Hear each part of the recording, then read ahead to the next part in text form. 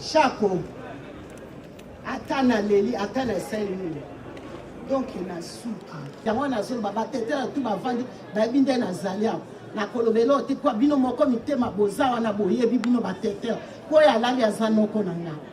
Ngana Chaco, moni Chaco alaki mutuma abandoli nga bozo ba te surtout makamba musala te ya.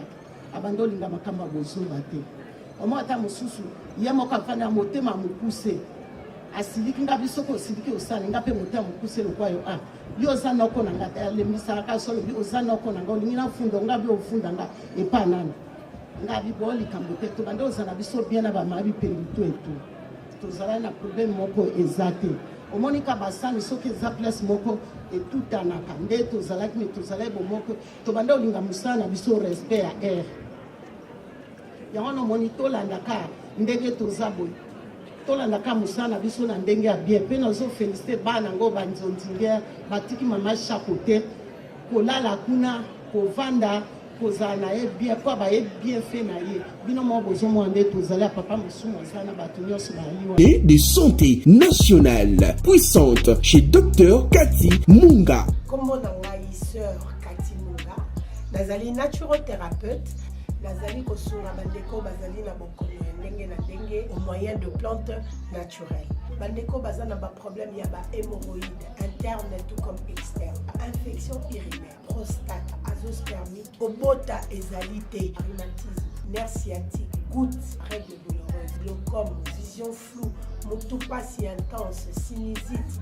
awa naza na kati ya laboratoire awa nde bisika na sechaka ba plante banzete ba makasa ya ndenge na ndenge depo na nga yango oyo esika nasalaka baformi na basolution na nga merci na équipe mobimba ya maison chez Cathy en particulier Joyce Bolaba.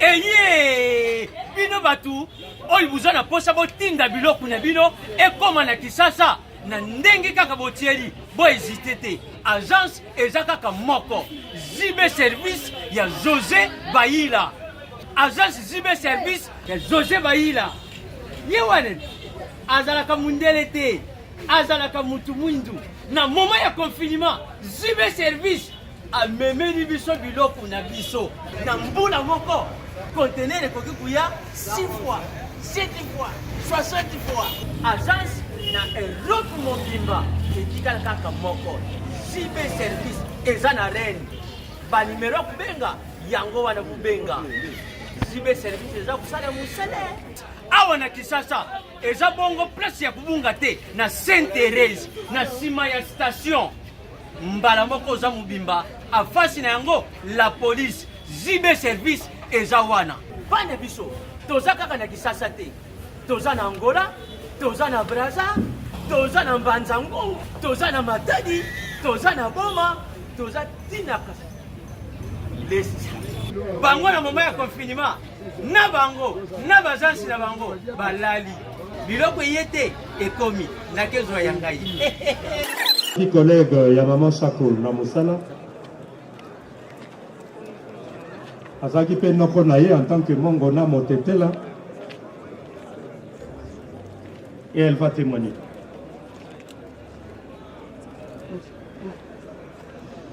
Chaco, atana leli, atana seli. Donc il a souka. Yomoko ebindenge benoza, suto kutani bisombali. Yoko kozo welo kinenda kundeni. Ngabi teno ko tikana kende na ndako.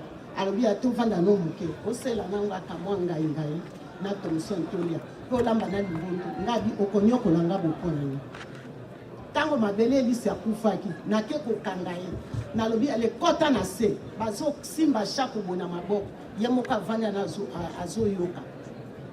Na le moto na minu na bise pusa na lisu na kati moto na chinese abi yo lia kaka bato minu tina simba serke ya nani ya mabele lisi tanga komi akange bembe mabele lisi babi yo nani alobi ezanga motetela ngande moto na kangi ebembe ya mabele lisi yango na zo baba tetela tu bavandi ba binde na zalia na kolobelo te kwa bino moko mitema boza wana boyebi bino batetela ko ya lali azanoko na nga ngana Chaco moni Chaco alaki mutuma abandoli nga bozoba te surtout makamba musala te ya abandoli nga makamba bozoba te omo ata mususu yemo ka fana motema mukuse asiliki nga biso ko siliki osala nga pe moto mokuse lokwa yo yo ozana ko nanga lemisa ka solo bi ozana ko nanga olingina fundo nga bi ofunda nga epa nana nga bi boli kambo te to bande ozana biso bien na ba mabi pendi to eto to zala na problème moko ezate omonika basani soki eza place moko etutanaka nde tozalaki me tozala bomoko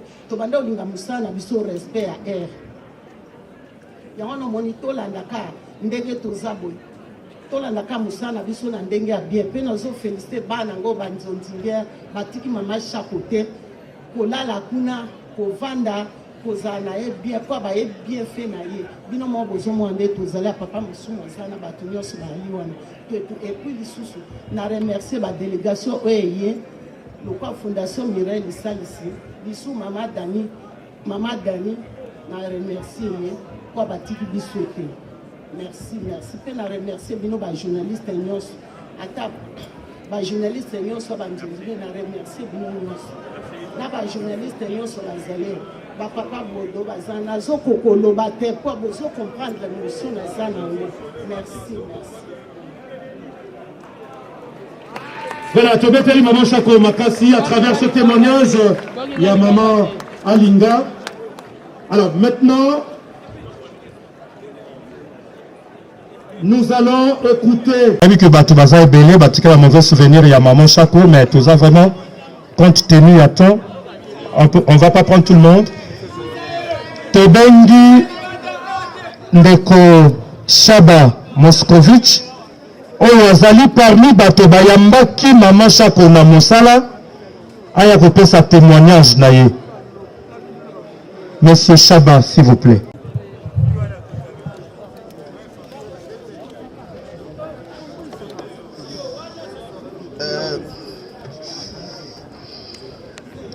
Jackie abandaki théâtre en 75. Donc même pas na idée à cause ça la théâtre.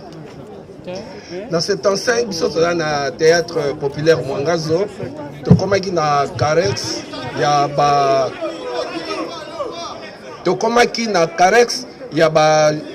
bana basi, tozalaki suna ba fille te na kati ya groupe.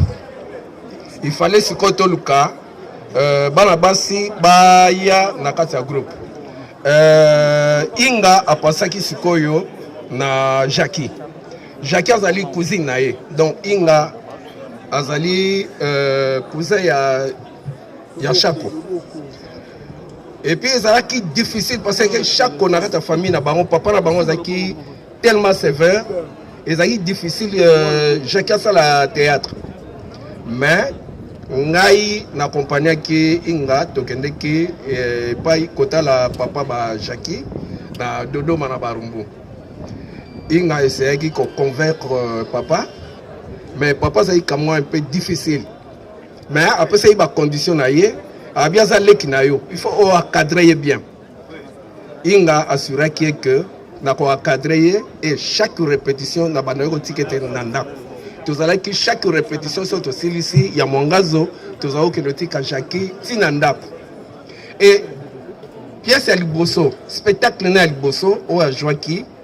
Ezaki spectacle moko ya ba expression. A Joaki comme Maman Mapasa, ngana laki comme ba Jimo o ya zai kobota.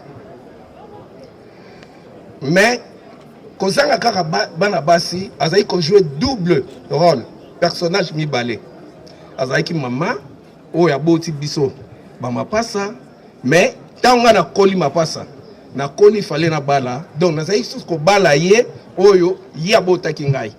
Donc vraiment Jackie a aidé ki biso makasi na moment wana pendant que tozaki na ba tourner na ba campus na ba institut supérieur vraiment essaie de donner vraiment parce que azai l'air wana za pe kotanga a kotanga na centre féminin Mamobut soka wuti cours directement à répétition après répétition biso peut ko tikaye vraiment c'était vraiment lelo bozo benge maman bani bon il faut na faire ko benge maman Coco azali pena maman Coco oyo abandonné et puis eloko Jackie osali okufi jour ezalaki jour anniversaire nangai le 15 juin Jackie na obosolote Jackie Et puis spectacle wana to intitulé kango Chako. Chako lingo lo banini mapasa. Et puis l'herbe journaux et ça là ba commentaire il y a spectacle wana to memela papa ba journaux wana papa c'est pas parce que papa na ba encore de Chako. Ndi après ça qui banane ba comme Chako. Donc papa na ba mwa Chako c'est pas là makasi et ça là qui honneur à munene na combo na Chako. Vraiment Jackie repose en paix. Merci beaucoup. Est-ce qu'on peut applaudir très très fort pour Maman Chako à travers ce témoignage? Merci beaucoup. Il y a contrainte et il y a temps. Merci papa modérateur. On a un minute moko précision. Témoignage on a mina sala. Na ngina interpeller les artistes comédiens. Na ngina parler na discipline qu'avait Maman Chako. Na musala ko. Touti Brazzaville. Suite il y a arrivé tardive na spectacle moko na suspenda qui est à partir à Brazzaville. On a qui directeur artistique et financier au Mango. Na kangi na mbongo na ye ko foutre yango na Kinshasa. Elle était restée là-bas, soumise. Jour il a levé à suspension na ye. Na PC caché na ye. 6 mois après. 6 mois après. Nakangaki na mbongo na punition. Abi na ngai merci papa. Oyo ekopé sanga makasi na continuer kosala na ngai. Est-ce que vous là bokoko karosala eloko oyo mama oyo lelo atiki biso ko ete lobby vous méritez ba honneur oyo a mérité lelo sans l'ordre, sans la discipline na musala na biso kokende liboso isa passe. Merci. Merci beaucoup président Galoufa. Tobeteli Maman Chako maboko makasi. Alors Maman Linga Azali prête autre chose sanaye. Le nom de la famille Chako qui sera prononcé par un de ses frères, Chako Lokanga José, le mot de leur papa. Il va dire un mot à l'occasion de la disparition de leur sœur.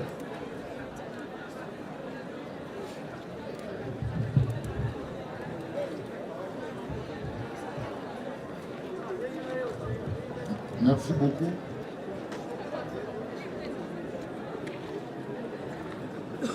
Discours pour les funérailles et la mort de Madame Chako Diala Anaïn Dojaki, alias Mama Chako. Pour les funérailles de celle qui était pour nous notre sœur, notre mère, notre amie, nous voulons tous ensemble, sa famille, ses amis, ainsi que ses collègues de travail, lui dire adieu.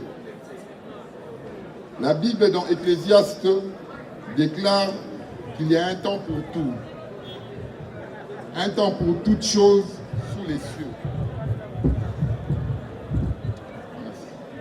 Notamment un temps pour pleurer et un temps pour rire, un temps pour se lamenter et un temps pour danser.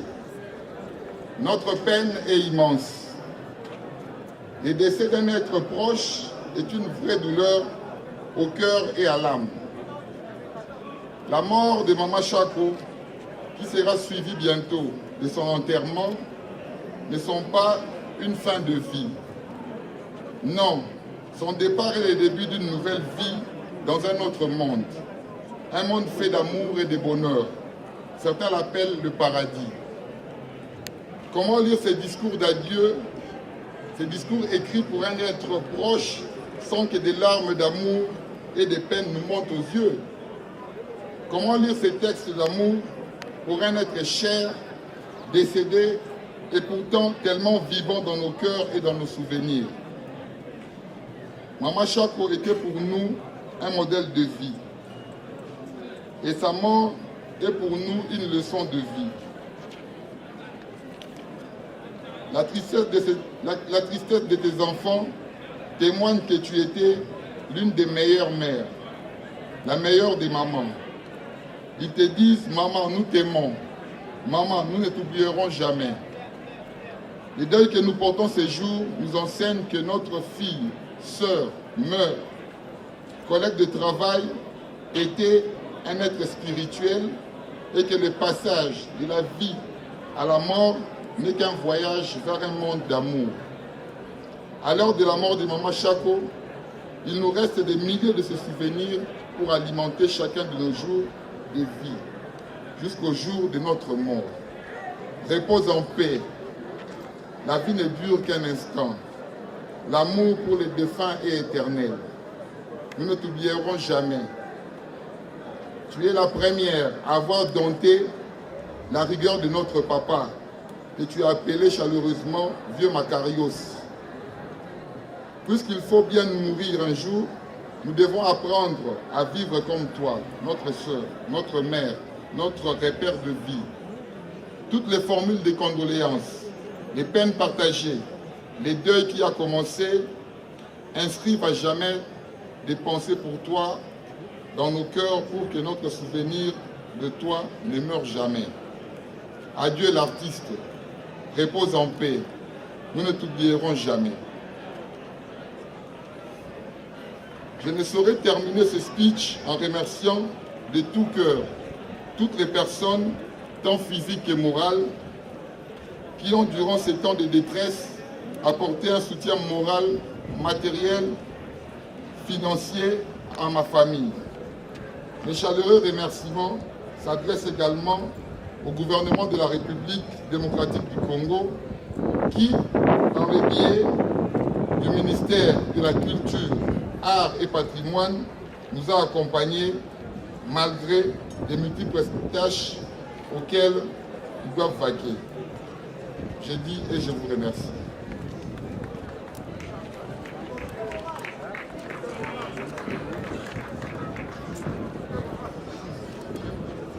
Par le président national de l'Association nationale du théâtre populaire et cinéma, ANTPC en sigle, Monsieur l'ambassadeur de la paix, Ndungi Mambimbi Masumu Debrende Yala Kayala.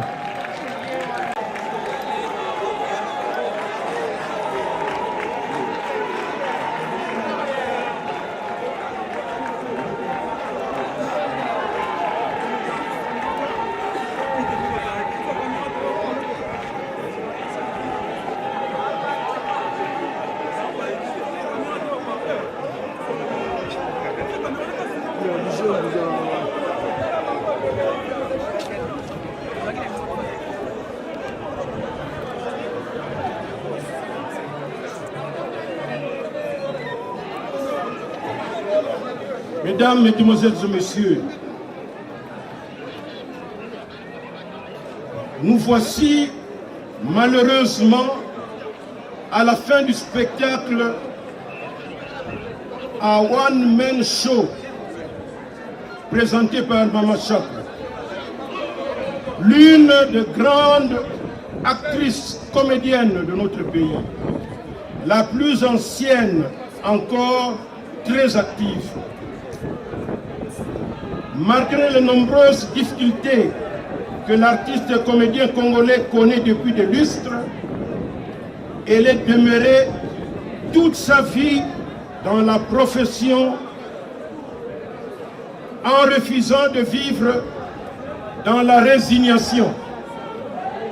Femme battante, elle a beaucoup milité pour la transformation positive de nos conditions socio-professionnelles, afin que nous sortions de l'état de précarité dans lequel nous vivons, nous les artistes dramatiques congolais. Et cela depuis plusieurs années. Raison pour laquelle nous luttons dans l'ANTPC, l'Association nationale de théâtre populaire et cinéma, depuis plus de 20 ans, où elle a assumé avec brio ses fonctions de chargé de social au comité national jusqu'à sa mort. C'est donc malgré elle qu'elle est obligée d'interrompre brusquement et définitivement son apostolat, consacré entièrement à la conscientisation de la population sous fond de bonne humeur dont elle tenait seule le secret. Oui, depuis l'âge de 15 ans, Mama Chako a passé la plus grande partie, si pas toute sa vie professionnelle, dans le domaine de la culture et des arts, particulièrement au théâtre et au cinéma. Convaincu du rôle combien important que l'art dramatique et le cinéma congolais ont à jouer pour transformer positivement notre société en vue de son développement intégral, Mama Chako aurait sans nul doute souhaité être encore de nôtre, surtout à l'étape actuelle, décisive de la marche du pays. Mais le maître du temps et des circonstances en a décidé autrement, que sa volonté soit faite. Toujours derrière le rideau où elle se trouve, où elle nous lorgne, elle me souffle de rappeler notre refrain de tous les jours, celui de savoir pourquoi les différents gouvernements et les différentes législatures qui se sont succédées depuis l'indépendance de notre pays ne sont-ils jamais arrivés à voter une loi sur la politique culturelle spécifiant le statut de l'artiste congolais en général, gage incontournable pour l'amélioration de nos conditions socio-professionnelles. Sur ce, nous osons croire que la présente législature ne manquera pas, dans sa prochaine session parlementaire du mois de septembre, de s'y pencher. Très cher vénéré Chako, avec autant d'amertume, nous, tes collègues de profession et tes nombreux admirateurs, regrettons profondément ton départ. Corde d'ange de vous recevoir dans sa dernière demeure. Avant de terminer, nous tenons à remercier sincèrement toute la population congolaise et les artistes comédiens en particulier pour avoir compati à cette et de santé nationale puissante chez Dr Cathy Munga. Comme on a sœur Cathy Munga, nazali naturothérapeute, nazali kosunga bandeko bazali na bokono ndenge na ndenge au moyen de plantes naturelles. Bandeko bazana ba problème ya ba hémorroïdes interne tout comme externe, infection urinaire, prostate, azoospermique, obota ezalité, rhumatisme, nerf sciatique, gouttes, règles douloureuses, glaucome, vision floue, motupa si intense, sinusite, awa nazana kati ya laboratoire. Awa nde bisika na séchaka ba plante, banzete, ba makasa ya ndenge na ndenge, depo na nga yango yo esika na salaka ba formule na ba solution na nga. Merci na équipe mobimba ya maison chez Cathy, en particulier Joyce Bolala. Eye bino batu oyo buzana posa botinda biloko na bino ekoma na Kisasa na ndenge kaka botieli bo hésité te. Agence eza kaka moko Zibe service ya José Baïla. Agence Zibe service ya José Baïla. Yewane azalaka mundele te, azalaka mutu mwindu. Na moment ya confinement Zibe service amemeli biso biloko na biso na mbula moko. Conteneur ekoki kuya 6 fois, 7 fois, 60 fois. Agence na Europe mobimba etikala kaka moko. Zibe service eza na reine. Ba numero kubenga yango wana kubenga. Zibe service eza kusala musele. Awa na Kisasa eza bongo place ya kubunga te na Sainte-Thérèse na sima ya station. Mbala moko za mubimba afasi na yango la police. Zibe service eza wana. Bande biso toza kaka na Kisasa te. Toza na Angola, toza na Brazza, toza na Mbanzango, toza na Matadi, toza na Boma, toza tina modeste bango na moment ya confinement na bango na bagence na bango balali biloko ye te ekomi nakezwa ya ngai